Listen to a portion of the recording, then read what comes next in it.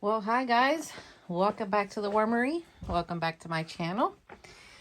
I took the plastic off of the pumpkin thing in here because I want to peek at it and see what is going on in here.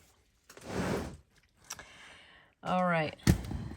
Well, as you can see, remember my last video, I had found 2 holes. So let's see. Oh my gosh. They absolutely love pumpkin. Look at that. Of course, I have to see what it feels like in there. There is a million worms in there. Look. Oh my gosh, they're in there. And look at here. Look at this side. Look at this. Wow. This never, ever, ever bores me. Ever. Look at them. I'm just going to put them back and let them continue having a grand old time with their pumpkin. Let's just cover it up. I'm going to cover this side back with the plastic, and let's check out the lettuce. Remember the lettuce? So let's see. Man, I have a million springtails, which is normal. Springtails come with moisture. When you have food in here and you're wetting it constantly, there's gonna be moisture. There's gonna be springtails. This is getting smaller. Looks like it's like shrinking. Look at that. Oh, they're all down here. That is something else. If I would have frozen this, I think it would have gone sooner. So I'm just gonna poke a hole in it. Boy, I'm poking holes in everything today. And let's just put it back there and let them keep working at it. So when you move the leaves around, they're always like right under the surface.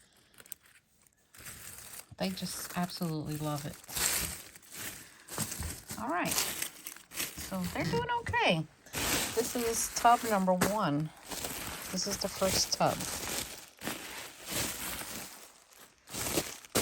All right. Let's see tub number 2. So this has more finished bedding. Look, as you can see, this looks more finished. But there's so many worms in here. I'm going to have to sift them out, the adults, and put them in bins to grow out and breed and put up for sale. Look. Look at the hole.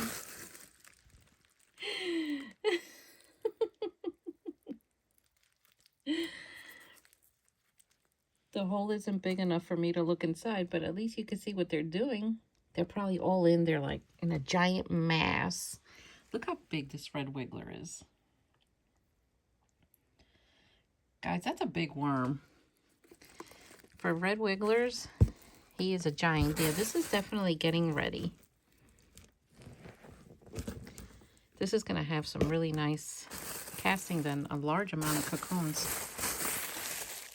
So I'm probably going to do this one after Christmas. Let's check this side. Oh yeah, look at this. So I told you I had to break down and buy the peat moss because the amount of bins that I am setting up, the coconut coir is just spending $29.99 on like 6 bricks, when the peat moss is like $42, which I did get it primed, so I got free shipping. And I'll get a lot more, like a lot more out of that. Now when I'm done doing this, I wash my hands thoroughly, but right now I'm just getting all the stuff off of it so that I could just not dirty up my phone, you know. So I don't like to have my phone dirty. I don't like to touch it like that. So today I think is Vlogmas number 11. I am gonna stop at 12 because I just think it's cute with the 12 days of Christmas, you know.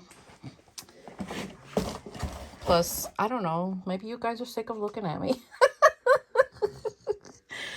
I hope not. So this is the bin that I'm going to leave the 6 weeks. And you know what? I think I'm going to do it for this one too and this one too. Let's just do 3 and see what happens.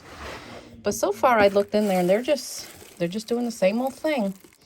I'm going to do my best to not disturb their bedding, unless I think that there's a problem. Like something's going to go anaerobic or, you know, I mean, things happen. They just do. So I'm going to try not to disturb them. But their bedding is still very wet, which I like. So, and they're still eating on their chow because I put a lot in. And then I'm definitely going to stick to the 1/4 pound measurement. And this is 1 pound in here. Now it says here I need to sift. But I don't know if I should, or I should wait the 6 weeks. You know, maybe do this one too. I don't know. What do you think?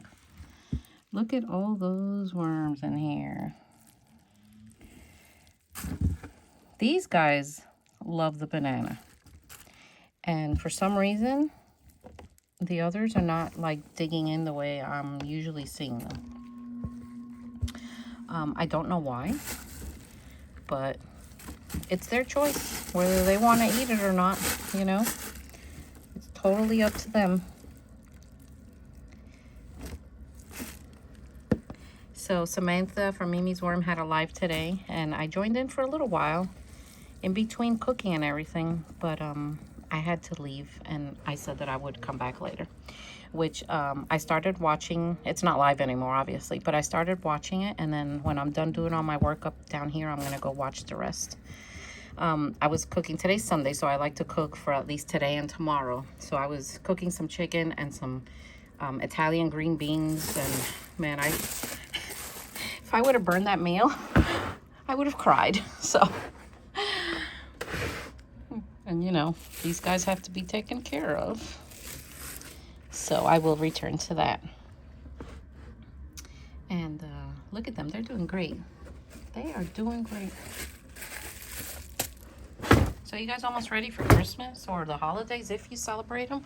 I know everyone doesn't celebrate the holidays, and that's okay. You just do what you do with your family. Look at the amount. Let me tell you guys, these are some big red wigglers. Like, there's some nice fat ones in here. Like, look at this one. He's nice and chunk. Some of them are like nice and chunky. I love to see what they're doing.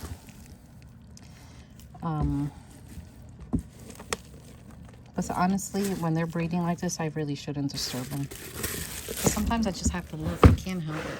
I need to make sure for my own peace of mind that they're okay. And any other worm parent out there knows exactly what I am talking about. You just have to check on them. So I have a digital download on my website, thegardenandwormlady.com. It's like $1.99. I created it with Canva. If you guys want to print it out and like maybe laminate it and put it on your fridge or something. I like doing things like that because I like using Canva and creating all kinds of different things. I also have some new t-shirts on my website. And if you want to check those out. And before I forget, don't forget to subscribe. And go find my other channel, The Composting Worm Lady. And I really appreciate you guys. You guys are so great for subscribing and just subscribing to my other channel and just supporting me.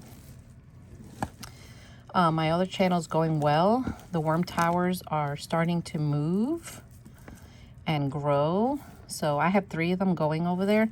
And I actually own 4. And I have another bin that's like a plastic bin with a lid. I'm going to have to show it to you. My son's bought it for me.